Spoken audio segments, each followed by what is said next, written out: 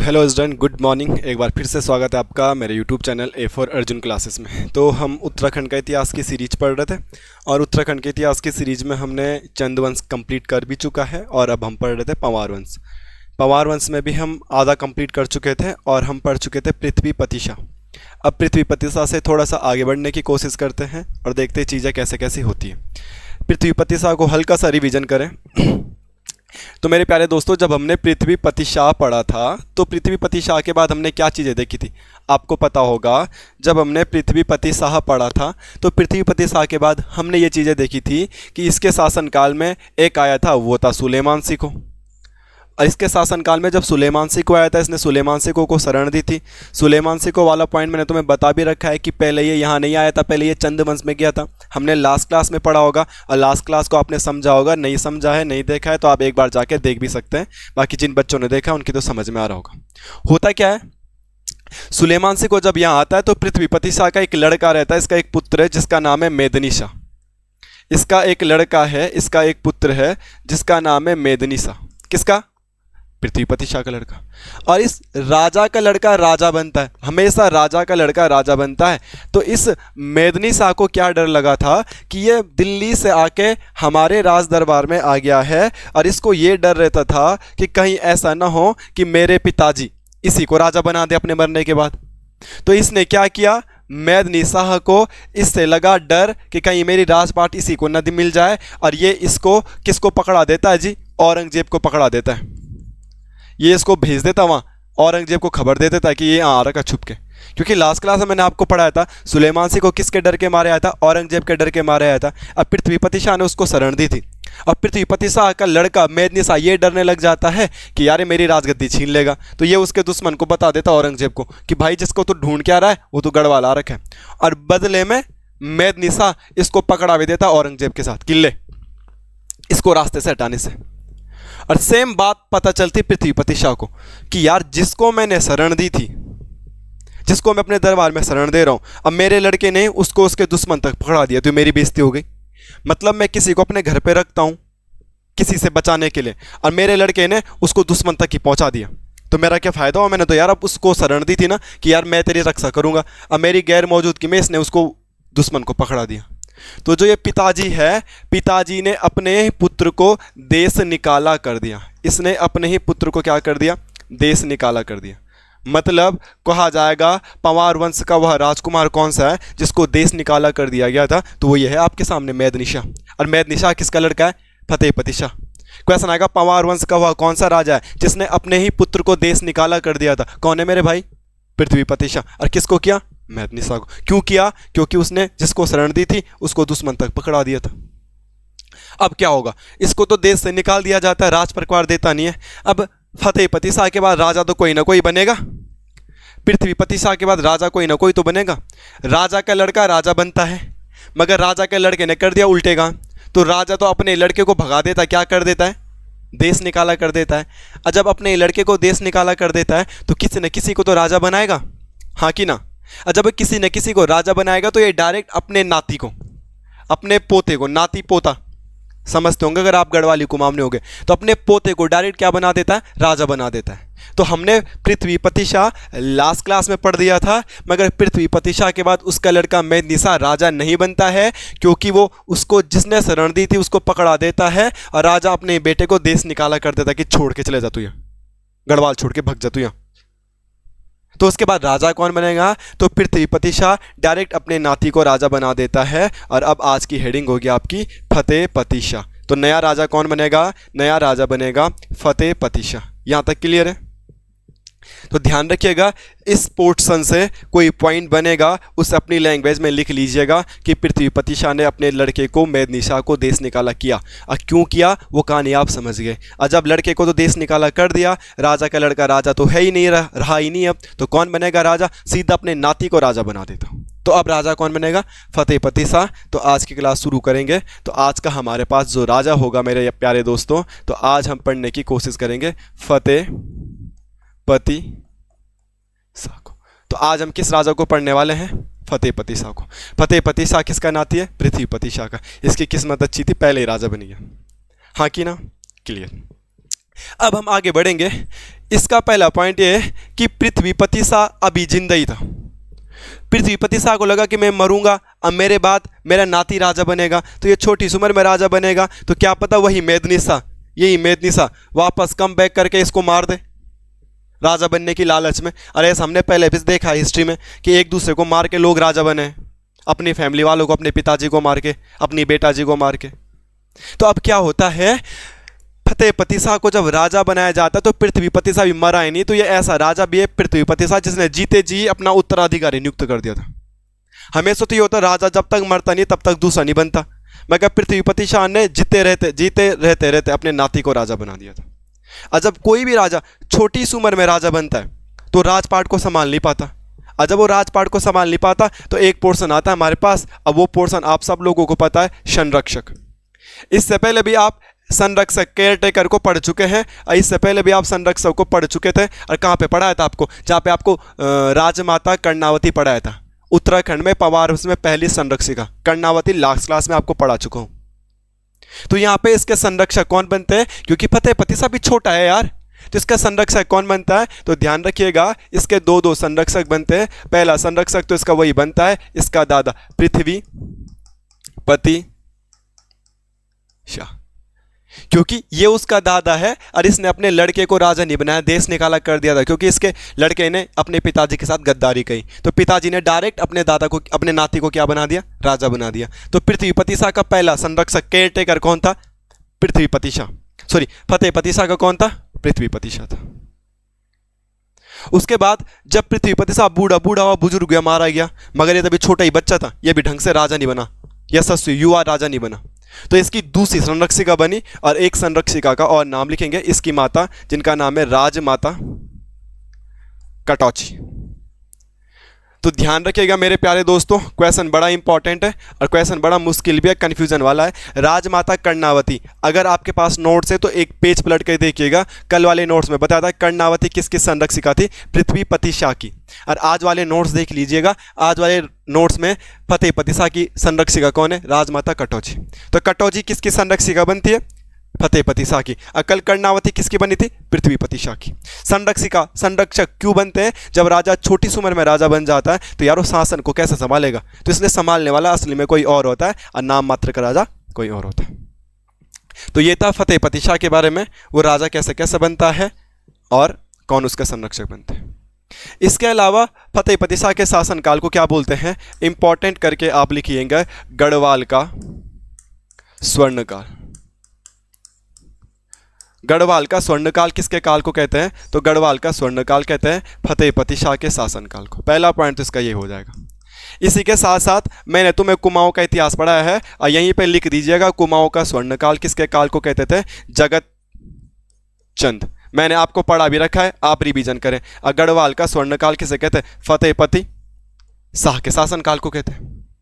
इसी के अलावा फतेहपति शाह को गढ़वाल का अकबर भी कहते हैं, गढ़वाल का अकबर भी कहते हैं, गढ़वाल का अकबर भी कहते हैं। गढ़वाल का चंद्रगुप्त विक्रमादित्य भी इसको कहा जाता है, चंद्रगुप्त विक्रमादित्य। इसी के अलावा गढ़वाल का शिवाजी, गढ़वाल का शिवाजी भी इसी के लिए कह दिया जाता है, क्योंकि हम देखते हैं चंद्रगुप्त के दरबार में भी नवरत्न हुआ करते थे, अकबर के दरबार में भी नवरत्न हुआ करते थे, और मराठाओं के दरबार में क्या होते थे, अष्टदिग्गज हुआ करते थे। मराठाओं के दरबार में क्या होते थे, अष्टदिग्गज होते थे। तो ऐसी गढ़वाल में फतेहपति शाह के शासनकाल में भी नवरत्न हुआ करते थे, ऐसे ही गढ़वाल में भी फतेहपति शाह के दरबार में नवरत्न हुआ करते थे। तो फतेहपति शाह को अकबर, चंद्रगुप्त और शिवाजी के नाम से भी जाना गया है। ये पॉइंट आप ध्यान में रखिएगा, एग्जाम में बन सकता है। क्यों, क्योंकि जैसे जैसे इनका कोर्ट हुआ करता था, जैसे जैसे इनका दरबार हुआ करता था, सेम उसी फॉर्मेट में फतेहपति शाह का भी दरबार हुआ करता था गढ़वाल में, तो तुलना कर देते हैं। पर एक और पॉइंट अगर आप में से किसी बच्चे ने पढ़ा होगा, अलग से नोट करके लिख लीजिएगा। अगर बोलेंगे टिहरी, टिहरी का इतिहास अलग से पढ़ते हैं ना, टिहरी में 5 राजा अलग से हुए थे ना, सुदर्शन शाह, भवानी शाह, कीर्ति शाह, प्रताप शाह, नरेंद्र शाह, मानवेंद्र शाह, टिहरी के राजा सुने। तो टिहरी के राजाओं में बोलेगा, टिहरी के राजाओं में या टिहरी के राजा में अकबर किसे कहा जाता है, तो वहां पे कहा जाता है कीर्ति शाह को। तो ध्यान रखिएगा, गढ़वाल के दो दो राजाओं को अकबर नाम की संज्ञा दे रखी है। तो अभी तो ऑप्शन में आपके पास क्या है, फतेहपति शाह को अकबर कहा जाता है। और फतेहपति शाह को अकबर कहने का रीज़न क्या है, क्योंकि उसके दरबार में थे 9 रत्न और फतेहपति शाह के दरबार में भी थे 9 रत्न, तो इसलिए उसे अकबर कह देते हैं। पर सर कीर्ति शाह को क्यों बोलते हैं फिर अकबर? तो कीर्ति शाह को अकबर इसलिए कहते हैं, दोस्तों मैंने तुम्हें भी टिहरी पढ़ाया है नहीं है, जब मैं आपको टिहरी का इतिहास पढ़ाऊंगा ना, तो टिहरी के इतिहास में आप एक चीज देखोगे कि टिहरी के इतिहास में कीर्ति शाह ने सर्वधर्म सम्मेलन कराया था, सभी धर्मों का सम्मेलन कराया था। और ऐसी अकबर ने भी अपने कोर्ट में सर्वधर्म सम्मेलन कराया था। जब अकबर ने अपने दरबार में सर्वधर्म सम्मेलन करवाया था, तो इसीलिए गढ़वाल में ये करवाता है, इसको भी अकबर कहते हैं। तो कभी ऐसा नहीं हो सकता कि गढ़वाल का अकबर बोलेगा तो फतेहपति शाह, बट टिहरी का अकबर बोलेगा तो कीर्ति शाह। कीर्ति शाह को अकबर क्यों कहते हैं? कीर्ति शाह को इसलिए अकबर कहते हैं क्योंकि इसने सर्वधर्म सम्मेलन कराया था। अब बाकी चीजें हम टिहरी में पढ़ेंगे। और इसको अकबर क्यों कह रहे हैं? क्योंकि इसके दरबार में भी 9 रत्न थे। यहां तक बातें क्लियर हो गई होगी। फिर किसी के दिमाग में यह आ सकता है, सर जी बता दो 9 रत्न कौन थे? अभी तक आज तक उत्तराखंड के एग्जाम में अगर हम देखते हैं तो उत्तराखंड के एग्जाम में एक भी ऐसा एग्जाम नहीं है जहां पे अकबर के 9 रत्नों के नाम पूछो। बट आने वाले समय में आप देख रहे होंगे, एसआई का पेपर है, राजस्व निरीक्षक का पेपर है, आरओ एआरओ का पेपर है, तो वो थोड़ा बड़े लेवल के पेपर है। तो बड़े लेवल के एग्जाम में पूछा जा सकता है कि 4 आदमियों के नाम देगा, कौन सा फतेहपति शाह के 9 रत्न में शामिल था या कौन सा फतेहपति शाह के 9 रत्न में शामिल नहीं था। इस प्रकार का कोई क्वेश्चन बन सकता है। तो फतेहपति शाह के दरबार में जो 9 रत्न थे वो मैंने आपके सामने बोर्ड पे लिखे हुए हैं। अगर आप इन्हें अपने नोट्स में नोट करना चाहते हो तो प्लीज़ आप नोट कर सकते हैं। अदरवाइज मैं अभी भी कह रहा हूँ कि आज तक ऐसा कोई क्वेश्चन पेपर देखा नहीं है जिसमें फतेहपति शाह के 9 रत्न पूछे गए हो। मगर आने वाले समय में बता रहा हूँ, एसआई का पेपर है, राजस्व निरीक्षक का पेपर है, टैक्स कलेक्टर वाला है, आरओ है, तो बड़े लेवल के पेपरों में शायद पूछा जाए। अब पेपर का लेवल धीरे धीरे बढ़ रहा है, तो ग्रुप सी के पेपर में भी पूछा जा सकता है। 4 व्यक्तियों के नाम देके बोलेगा कौन सा 9 रत्न में है और नहीं है। तो 9 रत्नों के नाम ये है, सुरेशानंद बर्थवाल, खेतराम दसमाना, रुद्रदत्त की मोठी, हरिदत्त नौटियाल, वासवानंद बहुगुणा, शशिधर डंगवाल, सहदेव चंदोला, हरिदत्त थपलियाल, कीर्तिराम कंठोला। ये 9 लोग ऐसे हैं जो फतेहपति शाह के 9 रत्न थे। अकबर के 9 रत्न हिस्ट्री में पढ़े होंगे, इसीलिए फतेहपति शाह को गढ़वाल का अकबर कहते हैं। क्यों कहते हैं? क्योंकि उसके दरबार में भी 9 रत्न थे, इसके दरबार में भी 9 रत्न थे। इनको आप नोट डाउन कर सकते हैं, होपफुली आप कर भी रहे होंगे। तो फतेहपति शाह को पढ़ते पढ़ते हमने पहले ये देखा कि फतेहपति शाह राजा कैसे बना। तो फतेहपति शाह के राजा बनने की कहानी भी ये है। उसके बाद हमने देखा कि फतेहपति शाह को क्या क्या बोला जाता है, वो ये है। उसके संरक्षक हमने देख ली। अब हम पढ़ते हैं पहला हेडिंग फतेहपति शाह के बारे में क्लियर करते समय, फतेहपति शाह के दरबारी कवि। फतेहपति शाह के दरबारी कवि को हम पढ़ने की कोशिश करते हैं, क्योंकि फतेहपति शाह के दरबार में बहुत सारे कवि रहते थे। अब बहुत सारे कवि रहते थे तो इन कवियों ने कुछ ना कुछ तो लिखा होगा। तो फतेहपति शाह की स्लाइड यहीं पे इंपॉर्टेंट हो जाती। बहुत इंपॉर्टेंट राजा है यार। जब इसे गोल्डन पीरियड कह रहे हैं, गढ़वाल का स्वर्णिम काल कह रहे हैं, तो इसका मतलब इंपॉर्टेंट तो हो गई ना। तो इसके शासनकाल में आप किताबें भी याद कर लो ना तो बहुत बढ़िया हो जाएगा। एग्जाम के पॉइंट ऑफ व्यू से बहुत सारी किताबें पूछी जाती है, तो कोशिश करते हैं किताबों को पढ़ने की। तो मैंने सबसे पहले एक नाम लिखा है, आपके सामने बोर्ड पे दिख रहा होगा, और उसका नाम है जटाधर मिश्रा। जटाधर मिश्रा फतेहपति शाह के दरबार में थे, और जटाधर मिश्रा फतेहपति शाह के दरबार में थे तो इन्होंने कोई बुक तो लिखी होगी। तो इन्होंने बुक का नाम लिखा था फतेह शाह करण ग्रंथ। तो जटाधर मिश्रा किसके दरबारी कवि है? तो जटाधर मिश्रा दरबारी कवि थे फतेह शाह के, और फतेह शाह के दरबार में उन्होंने एक बुक लिखी है, आपको दिख रहा होगा, फतेह शाह करण ग्रंथ। तो फतेह शाह करण ग्रंथ किसने लिखे? जटाधर मिश्रा ने लिखी है। ये पॉइंट आप ध्यान में रखना कि क्या क्या है और क्या क्या नहीं है। और इस बुक के लिए बोला जाता है कि वर्तमान में भी जो ये वाली बुक है ना, वर्तमान में भी ये बुक गायब नहीं हुई है। वर्तमान में ये बुक देवप्रयाग, वर्तमान में यह बुक देवप्रयाग में स्थित वेधशाला की म्यूजियम में, स्थित वेधशाला म्यूजियम में, वेधशाला की म्यूजियम में है, वेधशाला की संग्रहालय में है। बड़ा इंपॉर्टेंट क्वेश्चन है, वेधशाला संग्रहालय में है। अगर क्वेश्चन आएगा कि देव प्रयाग में जो वेधशाला है, ये वेधशाला बनी कब सर जी बता दो। तो 1946 में बनी थी। और इसको बनाया किसने था सर जी, ये भी बता ही दो आप। तो इसको बनाया था चक्रधर शास्त्री ने, चक्रधर शास्त्री जी ने, या जोशी, कई बार जोशी नाम भी आपको दिखेगा, तो इन्होंने इसको बनाया था। रिपीट कर रहा हूँ, क्या कर रहा हूँ, हम पढ़ रहे फतेहपति शाह के दरबार में रहने वाले कवि और उनकी किताबों को याद कर रहे हैं। तो फतेहपति शाह के दरबार में एक तो ये आदमी रहता था जिसका नाम है जटाधर मिश्रा। भाई एक कवि था, तो जटाधर मिश्रा ने कुछ ना कुछ तो लिखा होगा। तो जटाधर मिश्रा ने क्या लिखा, फतेह शाह करण ग्रंथ लिखा। और फतेह शाह करण ग्रंथ लिखा, तो ये फतेह शाह करण ग्रंथ जो बुक है ना, ये बुक अभी भी वर्तमान में भी देवप्रयाग में एक वेधशाला है, और देवप्रयाग में जो वेधशाला है वहाँ संग उनका जो म्यूजियम होगा वहाँ पे ये बुक अभी भी रखी है। और कहते हैं कि देवप्रयाग में स्थित वेधशाला को 1946 में चक्रधर शास्त्री ने बनाया था। जो वर्तमान में म्यूजियम है उसको ये बनाया है। अगला क्वेश्चन अगर हम देखेंगे तो अगले क्वेश्चन में हमें एक राइटर का नाम दिखता है और वह है रामचंद्र कंडियाल। रामचंद्र कंडियाल ने भी एक बुक लिखी है और इनकी बुक का नाम है फतेह शाह यशोवर्मन। तो क्वेश्चन आएगा फतेह शाह यशोवर्मन बुक किसकी है। तो फतेह शाह यशोवर्मन बुक है रामचंद्र कंडियाल की। Fateh Shah Yashovarman book written by Ramchandra Kandiyal. ये भी सब किसके दरबार में है, फतेहपति शाह के दरबार में है, तभी तो इनके बुकों के आगे फतेहपति देखने के लिए मिल रहा है। सिंपल सी बात है। इंपॉर्टेंट करके सुखदेव मिश्रा, सर जी सुखदेव मिश्रा ने कौन सी बुक लिखी है। तो सुखदेव मिश्रा ने एक बुक लिखी है, बुक का नाम है व्रत विचार। सुखदेव मिश्रा ने एक बुक लिखी है और इस बुक का नाम है व्रत विचार। तो Vrat Vichar book written by Sukhdev Mishra. ये पॉइंट आप ध्यान में रखिएगा, इंपॉर्टेंट पॉइंट है। अगला रतन कवि।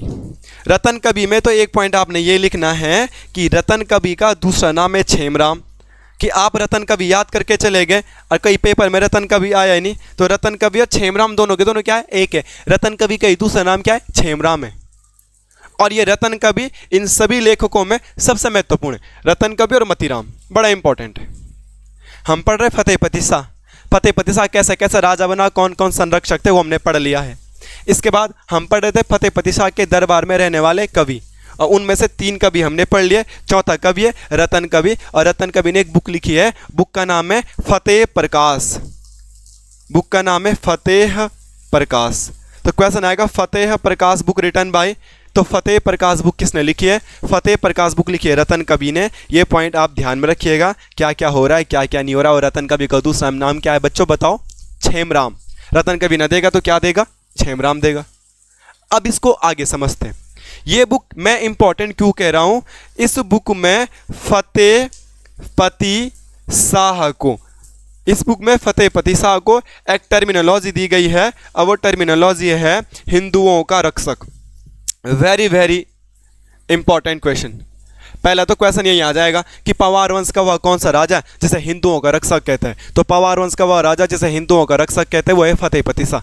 अब फतेहपति शाह को हिंदुओं का रक्षक कहा किसने, तो बच्चों ये लिखा है ना, रतन कवि ने कहा है। इन द केस रतन कवि ऑप्शन में नहीं आता, तो किसने कहा, छेमराम ने कहा। असर कहा तो कहाँ का, अपनी बुक में कहा। असर बुक में कहा तो बुक का नाम भी बता दो, तो फतेह प्रकाश। आपके पास एक ही सामने बहुत सारे किताब आ गए हैं, बहुत सारे क्वेश्चन आ गए हैं, तो प्लीज़ इसको ध्यान में रखना। इसी बुक में इसने फतेहपति शाह को हिंदुओं का रक्षक कहा है। अच्छा क्वेश्चन है, हिंदुओं का रक्षक किस राजा को कहते हैं, तो आप कह सकते हैं हमने पढ़ा है और फतेहपति शाह को कहते हैं। अगला एंड द लास्ट नाम है आपके पास मतीराम। मतीराम ने एक बुक लिखी है और मतीराम की बुक का नाम है प्यारे दोस्तों व्रत कौमुदी।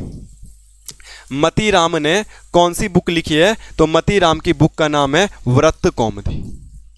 मतीराम ने भी फतेहपति शाह के दरबार में काम किया है, और फतेहपति शाह के दरबार में काम किया है तो एक बुक भी लिखी है, और एक बुक भी लिखी है, तो बुक का नाम क्या है, व्रत कौमुदी। और ये बहुत बहुत बहुत बहुत इंपॉर्टेंट है, यहाँ पे नोट करके लिख लेना। इस बुक में, इस पुस्तक में फतेहपति शाह की तुलना, फतेहपति शाह की तुलना किससे करी है, फतेहपति शाह की तुलना किससे करी है, प्यारे दोस्तों बोलो किससे करी है, शिवाजी से करी है।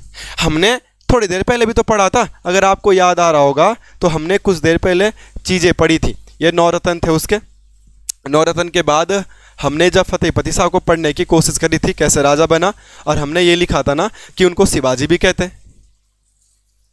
तो फतेहपति शाह को क्वेश्चन ये आएगा शिवाजी किसने कहा, तो आप क्या बोलोगे, हमने पढ़ा है और फतेहपति शाह को शिवाजी कहा है मतीराम ने, और कौन सी बुक में कहा है, व्रत कौमुदी में कहा है। फतेहपति शाह को शिवाजी किसने कहा है, मतीराम ने कहा है, और कहा है तो कौन सी बुक में कहा है, व्रत कौमुदी में कहा है। ये मतीराम बड़ा इंपॉर्टेंट है, ध्यान रखना। इसी मतीराम ने जो ये मतीराम है ना आपके पास, जो ये मतीराम है आपके पास, इन्हीं मतीराम ने एक और बुक लिखी है, और उस बुक का नाम है छंदसार पिंगल। मेरे प्यारे दोस्तों, उस बुक का नाम क्या है, इस बुक का नाम है छंदसार पिंगल। मतीराम, वही मतीराम जिन्होंने फतेहपति शाह को शिवाजी कह के संबोधित किया था, उन्हीं मतीराम ने अपनी दूसरी बुक लिखी है, और उस बुक का नाम है आपके सामने बोर्ड पे छंदसार पिंगल। छंदसार पिंगल, या इनकी एक और बुक है जिस बुक का नाम है रसराज ग्रंथ। इनकी एक और बुक है जिस बुक का नाम है रसराज ग्रंथ। द वेरी वेरी इंपॉर्टेंट, आप इसे याद करिएगा, इंपॉर्टेंट क्वेश्चन है बहुत ज़्यादा। कोटद्वार में आज बहुत तेज़ बारिश पड़ने शुरू हो गई है, लाइट कभी भी जा सकती है, वीडियो कभी भी बंद हो सकता है। बहुत तेज़ बारिश अचानक से 20 सितंबर आज मैं वीडियो शूट कर रहा हूँ, अब बहुत तेज़ धूप थे अभी तक, अचानक से अंधेरा हो गया और बहुत तेज़ बारिश इधर हो रही है। शायद से कुछ आवाज़ में डिस्टर्बेंस भी ना हो, ये मैं उम्मीद करता हूँ। बाकी चलते हैं आगे। तो इसने बुक लिखी है, बुक का नाम है रसराज ग्रंथ। और ये बुक क्यों इंपॉर्टेंट है, तो यहाँ पे आपने लिखना है यह पुस्तक किसी को समर्पित है, और यह पुस्तक मौला राम, मौला राम का नाम आप सबने सुना होगा जी, मौला राम। तो मौला राम के पिता, मौला राम के पिता, और मौला राम के पिता का नाम क्या था, मंगत राम। मौला राम के पिता मंगत राम पर समर्पित है। The very very important point बन जाता है कि निम्न में से ऐसी कौन सी पुस्तक है जो मंगत राम को समर्पित है। तो मंगत राम को समर्पित पुस्तक का नाम है रसराज ग्रंथ। क्वेश्चन आएगा ये मंगत राम कौन है, तो मंगत राम मौला राम के पिताजी हैं। और मौला राम कौन है, उत्तराखंड के एक फेमस चित्रकार। अभी तो पेपर UKSSC नहीं करा रहा, PSC करा रहा आजकल, अदरवाइज UKSSC का तो कोई पेपर ऐसा नहीं जाता था जिसमें मौला राम नहीं आता था। तो उत्तराखंड के बहुत खतरनाक पेंटर है, और आने वाले समय में इनको पढ़ने वाले हैं। जैसे प्रदीप शाह राजा बनेगा ना, तो मौला राम चर्चाओं में आने लग जाता है, बड़ा खतरनाक, बड़ा टैलेंटेड था। ठीक है, यहाँ पे एक्स्ट्रा फैक्ट लिखना होगा तो लिख सकते हैं मौला राम आर्ट गैलरी, मौला राम चित्र संग्रहालय, मौला राम आर्ट गैलरी या मौला राम चित्र संग्रहालय। क्वेश्चन आएगा कहाँ है, तो आप क्वेश्चन करना सर जी हमको पढ़ाया है, और ये है पौड़ी के श्रीनगर में, जहाँ पे पंवार वंश की राजधानी हुआ करती थी। तो हमने क्या पढ़ा मेरे प्यारे दोस्तों, फतेहपति शाह के दरबार में रहने वाले 1, 2, 3, 4 और 5 कवियों को, और उसके बाद ये जो मतीराम तो बड़ा इंपॉर्टेंट था। रसराज ग्रंथ बुक समर्पित है, और रसराज ग्रंथ किसको समर्पित है, मौला राम के पिता मंगत राम को समर्पित पुस्तक है। तो ये वाला पॉइंट आप ध्यान में रख सकते हैं। ये फतेहपति शाह के बारे में एक बेसिक सी बातें थी जो हमको जाननी थी और जो हमको पता होनी चाहिए थी। पंवार वंश का बहुत इंपॉर्टेंट राजा है। चलिए, होपफुली आप नोट्स भी बना रहे होंगे, और मैं ये भी उम्मीद करता हूँ कि आप याद भी कर रहे होंगे। अगर आप याद नहीं कर रहे हो तो कुछ फ़ायदा नहीं है, लिख के नौकरी नहीं लगती, नौकरी याद करके लगती है। बहुत सारे बच्चे ऐसे हैं कि नोट्स बनाते हैं, मोटी मोटी कॉपियाँ लाते हैं, लाल पीले नीले लेन से नोट्स बनाते हैं, पर याद नहीं करते। नौकरी नहीं लगेगी, नौकरी रिवीजन करके लगेगी, याद करके लगेगी। तो अभी भी कह रहा हूँ, याद करो, याद करो, याद करो। नोट्स बनाने के बाद पुराना एक बार रिवीजन क्या करो, तभी कुछ चीज़ें क्लियर होंगी, चीज़ें क्लियर होंगी तो बातें बनेंगी। अगला पॉइंट फतेहपति शाह का, तो मैं यहाँ पे एक डेट लिख देता हूँ 1675। एग्जाम में आया हुआ क्वेश्चन है, ओल्ड फॉरेस्ट गार्ड के पेपर में क्वेश्चन आ चुका है। 1675 में फतेहपति शाह के शासनकाल में एक आए थे, अब वो आए थे सिख धर्म के गुरु, और सिख धर्म के गुरु थे, उनका नाम था गुरु राम राय। गुरु राम राय, तो गुरु राम राय का आगमन एग्जाम में भी आ चुका है। गुरु राम राय का आगमन मेरे प्यारे दोस्तों ये एग्ज़ाम में भी आ चुका है। और कहाँ पे आए थे, देहरादून में आए थे। तो क्वेश्चन आएगा सिख धर्म के गुरु गुरु राम राय किसके शासनकाल में गढ़वाल आए थे। यही क्वेश्चन एग्जाम में भी आ चुका है। तो किसके शासनकाल में आए थे, आप ये नहीं बोलोगे नहीं पढ़ा है, किसके शासनकाल में आए थे, फतेह पति शाह के शासनकाल में आए थे गुरु राम राय। और कहाँ आए थे, देहरादून में आए थे। खुड़बुड़ा नामक जगह है, राजपुर नामक जगह है, यहाँ पर उनको गाँव दिए गए थे। जब गुरु राम राय गढ़वाल के राजा के दरबार में आए तो फतेह पति शाह के शासनकाल में आए, फतेह पति शाह के शासनकाल में आए तो उन्होंने देहरादून में इनको बोलते हैं 3 गांव दान दिए थे। इन्होंने देहरादून में इनको 3 गांव दान दिए थे। और फतेह पति शाह के बाद एक राजा बनेगा जिसका नाम है प्रदीप शाह। प्रदीप शाह का नाम तो आप चंद्रवंश में भी पढ़ चुके हो। कल्याण चंद चतुर्थ को इसने 3 लाख रुपए की मदद दी थी, मैंने ये आपको चंद्रवंश पढ़ाया है। तो इस प्रदीप शाह ने भी इसी गुरु राम राय को 4 गांव दान दे दिए थे। तो टोटल इनको 7 गांव मिल गए थे। तो कई बार बुकों में लिखा रहता है कि फतेह पति शाह किसके शासनकाल में आए थे, तो सॉरी गुरु राम राय किसके शासनकाल में आए थे, तो फतेह पति शाह के शासनकाल में। फॉरेस्ट गार्ड के पेपर में भी आ चुका है। आपको मैंने ये भी बता दिया है कब आया है। तो इनको टोटल 7 गांव दान मिले थे वहाँ अपने धर्म का प्रचार प्रसार करने के लिए, अपने लिए वहाँ पे गुरुद्वारा बनाने के लिए। मगर कहते हैं कि इनको, तो क्या पढ़ा हमने, 1675 में गुरु राम राय ने आगमन किया था देहरादून में। और किसके शासनकाल में किया था, फतेह पति शाह के शासनकाल में किया था। फतेह पति शाह के शासनकाल में किया था। तो फतेह पति शाह ने उनको 3 गांव दान दे दिए रहने के लिए या गुरुद्वारा बनाने के लिए, आप जो भी कहो। और प्रदीप शाह ने इनके बाद जो राजा बनेगा उन्होंने 4 गाँव दिए। टोटल इनको 4 गाँव मिले थे। अब सिख धर्म में होता है गुरुद्वारा वाला कॉन्सेप्ट। तो 1675 के बाद अगले ही साल 1676 में क्या हुआ था प्यारे दोस्तों, तो 1676 में हुआ था यहाँ पे गुरुद्वारे का निर्माण। 1676 में हुआ था, वेट ए मिनट, गुरुद्वारे का निर्माण। तो अगर क्वेश्चन आएगा आए कब थे, तो भाई आए तो आपके सामने 75 में। और गुरुद्वारा कब बनाया, तो 1676 में बनाया। किसने, गुरु राम राय ने, जिनके नाम से उत्तराखंड में बहुत सारी स्कूलें चलती। SGRR, श्री गुरु राम राय पब्लिक स्कूल, हर जगह लगभग उत्तराखंड में आप हो तो SGRR आपको मिल जाएगी। तो वही SGRR गुरु राम राय 75 में आए, फतेह पति शाह के शासनकाल में आए। 76 में उन्होंने अपने लिए क्या बनाया, गुरुद्वारा।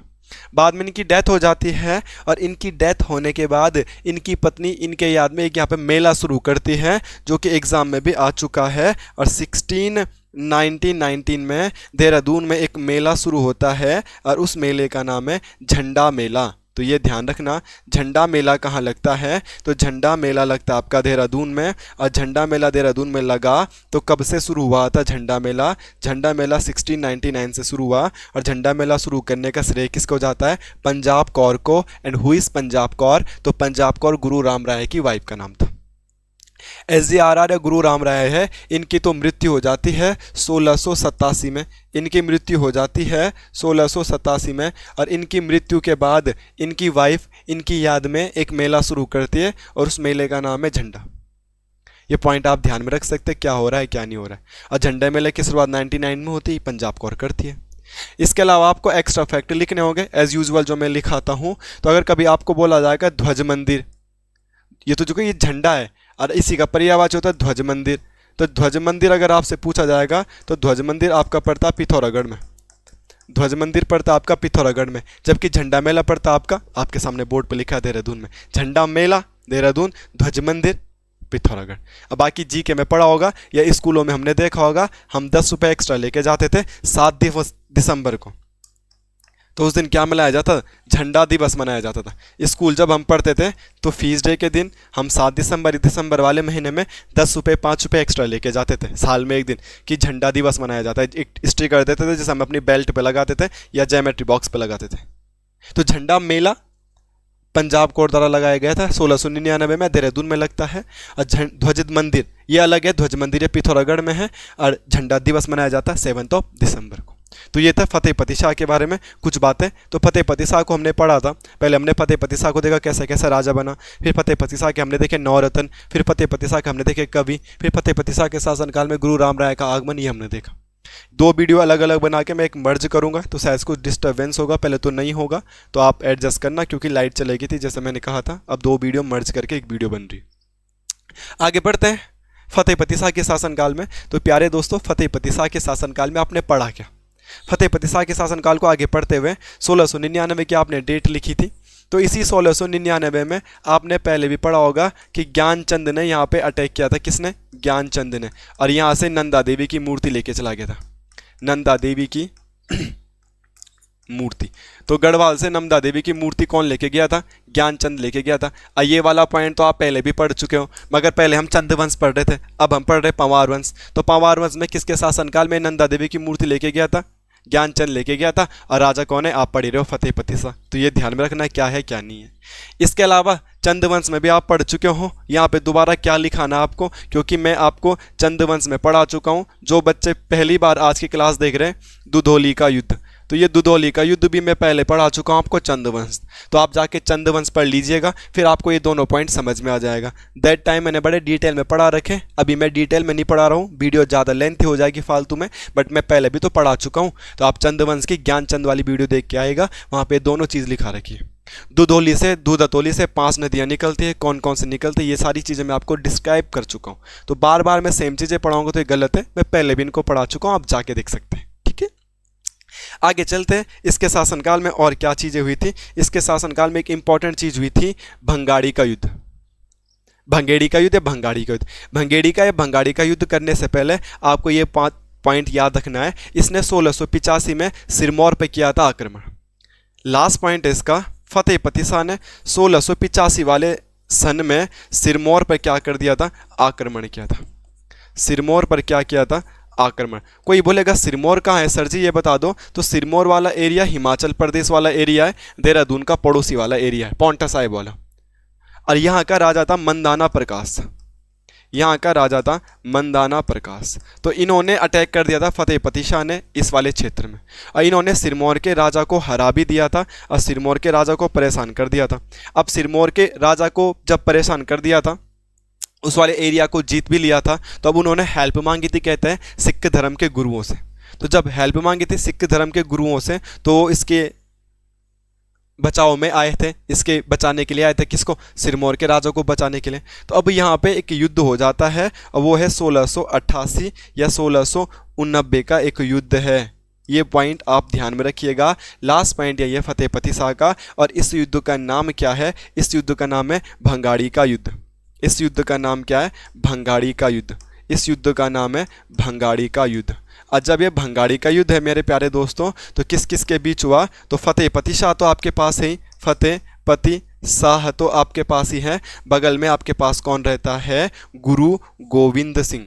आप कोई ऐसा नहीं होगा जिन्होंने सिख धर्म के गुरु गोविंद सिंह का नाम नहीं सुना होगा। आप सब लोगों ने सुना होगा। इन दोनों का युद्ध हो जाता कहते हैं। तो भंगाड़ी का युद्ध हुआ था, किसके शासनकाल में हुआ था? यही इंपॉर्टेंट है, फतेह पतीसा के शासनकाल में हुआ था। और किस किस के बीच हुआ था? गुरु गोविंद सिंह और फतेह पतीसा के बीच होता है। और लास्ट पॉइंट अगर आपको लिखना होगा, तो इसकी जानकारी किसको मिलती है? इसकी जानकारी, इसके स्रोत कहाँ से हमें मिलते हैं? तो इसके स्रोत हमें मिलते हैं विचित्र नाटक से। क्वेश्चन आएगा विचित्र नाटक क्या है? इसके स्रोत मिलते हैं हमें विचित्र नाटक से। और विचित्र नाटक एक ऑटोबायोग्राफी है, आत्मकथा है गुरु गोविंद सिंह की। गुरु गोविंद सिंह की आत्मकथा में ही हमें इस युद्ध का वर्णन मिल जाता है कि हाँ, गुरु गोविंद सिंह के शासनकाल में ये चीज़ें हुई थी, ये चीज़ें हुई थी। इसके अलावा एक और बुक है जो इसकी जानकारी हमें देती है, और उस बुक के राइटर का नाम तो है देशराज। और इस देशराज ने एक बुक लिखी है, अब बुक का नाम है सिख इतिहास। बुक का नाम है सिख इतिहास। बुक का नाम है सिख इतिहास, रिटन बाय देशराज। इस युद्ध में भी गुरु गोविंद सिंह और फतेह पतीसा के युद्धों का वर्णन मिलता है। ये पॉइंट आप ध्यान में रखिएगा। ये दोनों पॉइंट आप पहले भी पढ़ चुके थे। कई बार आपको ये मंदाना प्रकाश नाम नहीं मिलेगा, तो मेदनी प्रकाश करके नाम मिल जाएगा, मेदनी प्रकाश। तो लगभग सेम हो सकता है, इतना डिटेल जाने की जरूरत नहीं है। बस सिरमौर पे आक्रमण किया, उसके बाद गुरु गोविंद सिंह आया, गुरु गोविंद सिंह के साथ युद्ध किया, और गुरु गोविंद सिंह के साथ युद्ध किया तो उस युद्ध का नाम क्या है वो आपको पता होना चाहिए। कैसी कैसी बातें हैं और कैसी कैसी बातें नहीं हैं, ये पॉइंट आप ध्यान में रख लीजिएगा। फतेह पतीसा कंप्लीट। बहुत ज़्यादा डिटेल फतेह पतीसा के बारे में थी, बट फतेह पतीसा के बारे में एक पॉइंट आप लास्ट समझ लीजिएगा, वो है पुरिया नेथानी। पुरिया नेथानी, पुरिया नेथानी ही फतेह पतीसा का राइट हैंड था। मतलब माइंड से बड़े तेज, बड़े शार्प किस्म के आदमी थे पुरिया नेथानी। इनकी कहानी सुनोगे तो आप बोलोगे वाह यार, क्या खतरनाक इंसान था। पुरियाने थानी, पुरियाने थानी ही राय मशूरा देता था किसको, फतेहपति शाह को। पुरियाने थानी ही फतेहपति शाह को सारी चीज़ें बताते थे। इस समय देश में चल रहा था औरंगजेब का शासनकाल, और जब भी तुमने औरंगजेब का शासनकाल पढ़ा होगा तुमने जरूर पढ़ा होगा जजिया कर। नॉन मुस्लिम पे क्या लगता था, जजिया कर। अगर आप मुस्लिम हो तो ओके, अगर आप मुस्लिम नहीं हो तो आप एक टैक्स दोगे, उस टैक्स का नाम था जजिया कर। जीके में आप पढ़ोगे से, दिल्ली सल्तनत में भी और मुगल वंश में भी। मगर यहाँ पे जजिया कर लगता है और गढ़वाल में भी जजिया कर लग रहा होता है, परंतु ये पुरियाने थानी है जिसकी वजह से गढ़वाल में जजिया कर नहीं लगा। तो इस पुरियाने थानी को पढ़ने के लिए ये बहुत तेज था, तो इसके लिए दो निकनेम बोलते हैं। इसे बोला जाता है गढ़वाल का नाना फड़नवीस, गढ़वाल का नाना फड़नवीस। तो गढ़वाल का नाना फड़नवीस किसे कहा जाता है, गढ़वाल का नाना फड़नवीस कहा जाता है पुरियाने थानी को। और इसके साथ साथ एक और नाम बोला जाता है, इंपॉर्टेंट करके नाम आप इसे लिखिएगा, गढ़वाल का चाणक्य, गढ़वाल का चाणक्य। तो गढ़वाल का चाणक्य भी किसे कहा जाता है, गढ़वाल का चाणक्य भी इसी को कहा जाता है, पुरियाने थानी को। पुरियाने थानी हम पढ़ रहे हैं गढ़वाल का नाना फड़नवीस, क्योंकि मराठाओं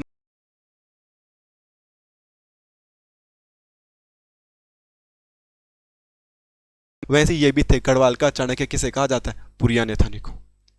सर बता दो ना इन्हें चाणक्य क्यों कहते हैं, क्यों खतरनाक तो रहे होंगे ना, क्या खतरनाक थे। तो इसको देखने के लिए अगर हम देखेंगे दोस्तों, हम बातों को समझेंगे, तो पुरियाने थानी 2 बार दिल्ली गया था। अगर क्वेश्चन आएगा पुरियाने थानी दिल्ली कितनी बार गया, दिल्ली के राजाओं के दरबार में, जहां जाना चाहिए था फतेहपति शाह को, मगर फतेहपति शाह को पता था कि ये बड़ा टैलेंटेड है, इसी को भेजता हूं। तो 2 बार जाता है, एक बार जाता है 1668 में और एक बार जाता है 1680 में। तो क्वेश्चन आएगा पुरियाने थानी के निकनेम, तो लिख दिए। किसके दरबार में रहता था, फतेहपति शाह के दरबार में, वो हम पढ़ ही रहे हैं। दिल्ली जाता है 2 बार जाता है, और कब कब जाता है दिल्ली, तो एक बार जाता है 1668 में और एक बार जाता है 1680 में। कौन, पुरियाने थानी। और दिल्ली जाता है। सर जी दिल्ली जाता है तो क्यों जाता है, अरे तो सर जी ये भी तो बता दिया आपको कि इस टाइम गढ़वाल में जजिया कर लगाने की बात कर रहा कौन, औरंगजेब की जजिया कर लगाना है। पुरियाने थानी पहली बार देखता है, वहाँ बात विचार करता है औरंगजेब के दरबार में, तो बात नहीं बनती। 1680 की कहानी ये है कि ये गया क्यों था, तो जजिया कर समाप्त करने के लिए गया था, जजिया कर समाप्त करने के लिए गया था। तो कहते हैं कि जब पुरियाने थानी दिल्ली के राजा के दरबार में गया औरंगजेब में, तो उसको खाना पीना जो भी मिला, इसने खाना पीना खाया अपने बर्तनों में, और खा पी के इसने अपने बर्तन फेंक दिए ऐसे। तो उसको घेर लिया सेनाओं ने यार, औरंगजेब के दरबार में गया। तो औरंगजेब इतना शक्तिशाली कि साला एक तो खाना पीना खिला रहे तुझे, और खाना पीना खा के हमारे बर्तनों को तू फेंक दे रहा है, ये क्या तरीका है। तो पुरियाने थानी बोलता है कि मालिक मेरी कोई गलती नहीं है, हम बहुत पहाड़ी राज्य से हैं और हम गरीब है, और हमारे यहाँ खाना खाते पत्तों में, गांव में भी खाना बनता पत्तलों में ना, शादी के दौरान हरे हरे पत्तों में, मालू के पत्तों में। तो हम तो भाई पत्तों में खाना खाते हैं, और पत्ते में एक बार खाना खा लेते तो उसके बाद हम फेंक देते हैं। हम, मुझे तो वही याद है, मुझे क्या पता तुम्हारे यहाँ जूठे बर्तन को संभाल के रखते हैं, मैंने तो इसमें खाना खाया और मैंने इसे फेंक दिया। औरंगजेब बोलता है सच में इतने गरीब है क्या जो पत्तों में खाना खाते हैं। तो औरंगजेब बोलता है कि तुम्हें जजिया कर नहीं देना पड़ेगा, तुम तो गरीब हो यार, पत्तों में खाना खाते हो। और औरंगजेब इसके पीछे पीछे अपनी सेना को भेजता है कि जाओ चेक करके आओगे पहाड़ों में कि क्या वाकई में ये सच बोल रहे, वाकई में इतने गरीब है। सेना पीछे पीछे आती है और देखते हैं कि यार सच में वो पत्तलों में खाना खा रहे हैं, क्योंकि पुरियाने थानी तो पहले सेटिंग करके गया था कि जब मैं वहाँ आऊँगा जाऊँगा, मैं वहाँ ये बात बोलूँगा, और मेरे पीछे पीछे अगर सेना भेजेंगी तो वो चेक करने के लिए आएंगे कि भाई खाना कैसे खाते हैं। तो जब तक मैं यहाँ ना आ जाऊँ गढ़वाल, तब तक आप पत्तों में ही खाना खाओगे। और सारे लोग यहाँ पत्तों में खाना खा रहे थे, अब पत्तों में खाना खाने के बाद फेंक दे रहे थे। तो उनको लगा यार वाकई में पुरियाने थानी ने सही बोला। तो पुरियाने थानी ने इस चालाकी से गढ़वाल में जजिया कर लगाने से बचा दिया था। तो ये थी पुरियाने थानी की कहानी, और ये था आज हमारा फतेहपति शाह की कहानी। फतेहपति शाह के नौरत्न याद रख लेना, फतेहपति शाह के निकनेम याद रख लेना, पुरियाने थानी के 2-3 पॉइंट याद रख लेना, फतेहपति शाह के टाइम गुरु राम राय के पॉइंट याद रख लेना, गुरु गोविंद सिंह के पॉइंट याद रख लेना, और the most important Fatehpati Shah के दरबार में जो दरबारी कवि थे जिन्होंने बुक लिखी थी वो याद कर लेना।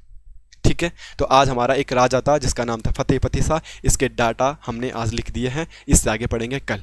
तो मिलते हैं आपको नेक्स्ट क्लास में।